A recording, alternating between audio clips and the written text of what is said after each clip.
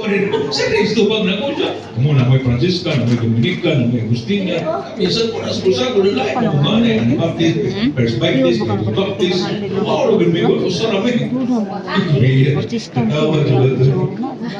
Okay, so from in 1906, nisold ang Pentecostalism. Pentecostal is more on simbahan. Balay forever. More on charismatic na sila. More like approach. Then, ang Protestantism today, spread out ng isang Mayo, nananaog sa nga, nisangab sa nga, primero from the Lutherans, kinundumot kanina building ka na ito. Kinunduman ko sa nga building ka na ito. Methodist kita na kasi ba? Methodist? 1960s? 70s? Methodist. Wala. Methodist. Oh. Kinun na bagay ko? Methodist. Diba? Methodist ka na ito.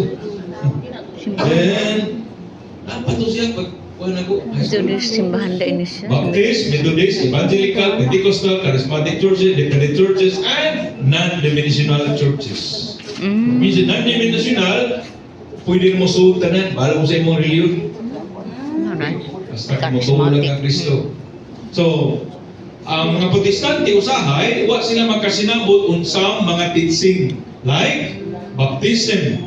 Na ay Protestante nga simbahan nga moalaw nga bunyagan ang bata, ang uban dili gyud katulad gyud ang edad o 12 pataas nga mahimong matubag na kuno gidawat mo ba ni si Kristo? Yes, ako nang gidawat. So nakabungkag sila na. Then, para sa mga Protestante, the Lord's Supper para sa kinabag-an, symbolic lang na, spiritual presence or real presence. Ang mga Anglican, para nila, it's real presence. Pero kung simba ka, kaya Sabado dito sa kini ang simbahan sa mga Sabadista, tapos sila communion. Okay? Sa mga Protestante, nasa sila communion, pero igno din ka, lawas-lawas ni Kristo. Lawas-lawas. Dua-dua. It's just a symbol. Sukunta na nila, kaya lawas-lawas naman. Okay. Dugo-dugo naman ni Kristo. Then, some of them, they ordained women. Nanay mga, like mga Pentecostal, nanay mga women ron, moral and social question, nagbangi sila anak. Ay uban na, okay naman ang abortion, okay naman ang contraception, okay naman ang divorce. Okay? Restoration and free will. Okay? So, ang pinakadaghang Protestante, ang original sa Pilipinas are United Church of Christ in the Philippines, asa man diri, UCCP. Okay? At bang para sa Esquina Aurelio. Pero nabuwag na sila ron. Nabuwag. Ang usa to sa Aurelio, ang usa Bradford. Wa sila magkasinabot sa leadership. Then, Convention of Philippine Baptist Churches. Ngunit na mga Baptist, ANA, Southern, First Baptist, Bible Baptist, Philippine Council Evangelical Churches, Iglesia Evangelica Metodista de las Islas Filipinas. Kana ba? Now, ang mga Protestante, they have one organization. Gitawag ni National Council of Churches in the Philippines. When you hear the word council, unsay agree sa body, everybody has to implement it. Why magsupak-supak? However, ang ato, di man ka council. Conference man. Catholic Bishop Conference of the Philippines. Kung namutana ko ni Archbishop Palmay, Bishop, nanong katong inyong kisabutan dito sa Simisippi, nanong di man pwede ma-apply siya? We are conference, we are not council. So when si conference, doctor, it's up to the bishop or the archbishop to do it, to follow it, to implement it. Because each bishop is the king of his diocese. Not like in a council na sabot ng tanan, implement na tanan, ditso. Why mo atras, why mo abanti? Everybody has implement. But in the conference, narana sa obispo, implement ba niya o dili? Okay, so muna diferensya sa conference of bishops. Not like the conference or council of bishops. Okay? So, anyway,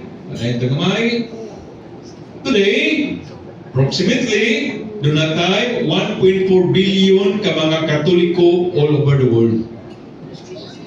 Asa man pinagalagang Katoliko? Number 1, Brazil.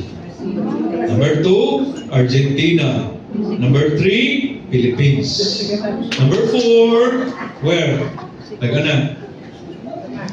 Amerika. Mexico. United States of America.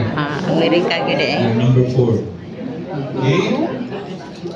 Now, ang mga Protestante ron, they are now about 800 to 900 million. Kung tigumo ng tanang Protestante.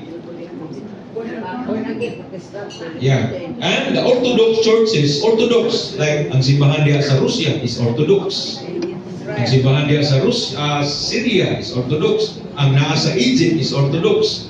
They are now about 220 to 300 million adherents. Kung sa may diferensya ng Orthodox o Catholic Church, o sa rin wala sila yung loyalty to the Pope.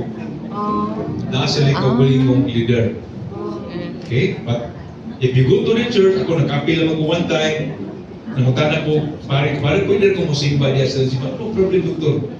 So, tanang good. In fact, may pagka-Latin style nila, traditionalist ba? Yan, sa communion, na sila ikuhit diya sa sudanan sa host niya. Gagmay kaya mga lawas ni Kristo ba? Murag nga sa ito.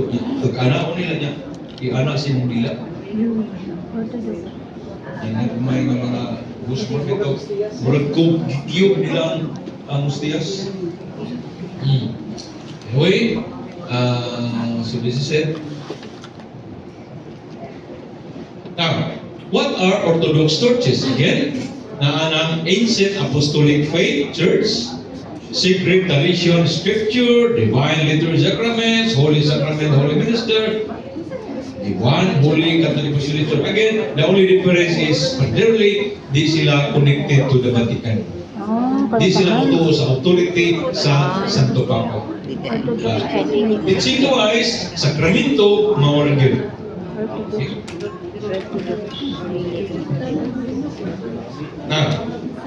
Palayong lugta, hinay-hinay. So, man ang iglesia na yung manalo. Sa simba. Vatican.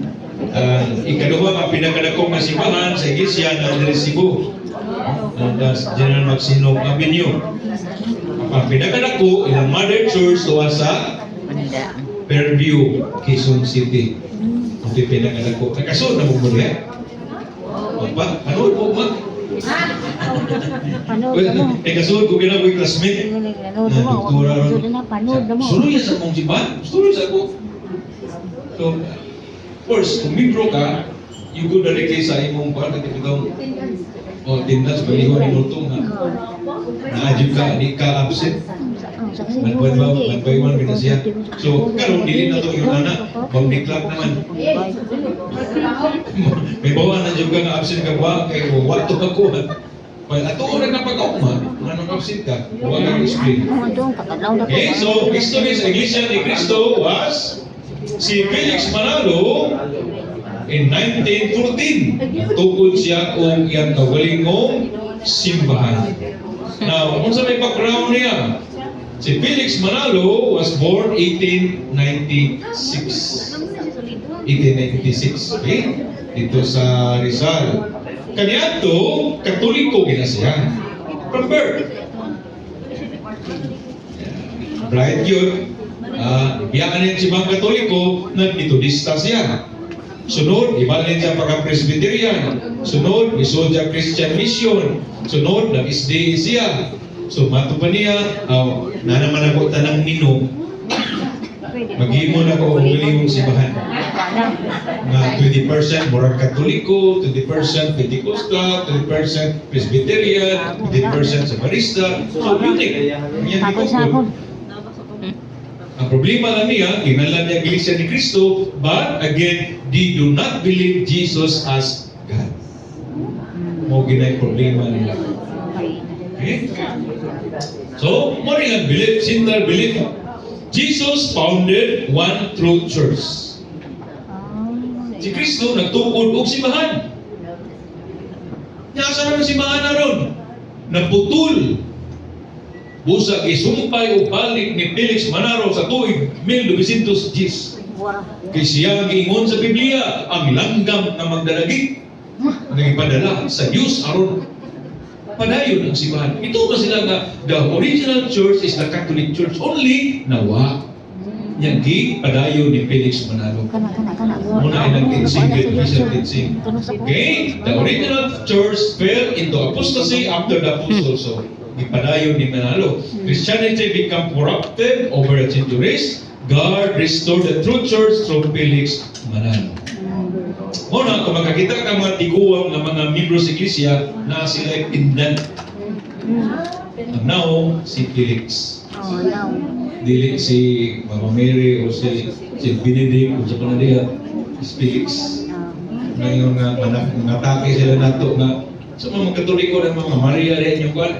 Ilang Felix Manalo, ilang na sila pindan. Tao may ilang Ginoo. So, one true church, muna ilang Tao may tinsing, ilang Ginoo pindan. Christ,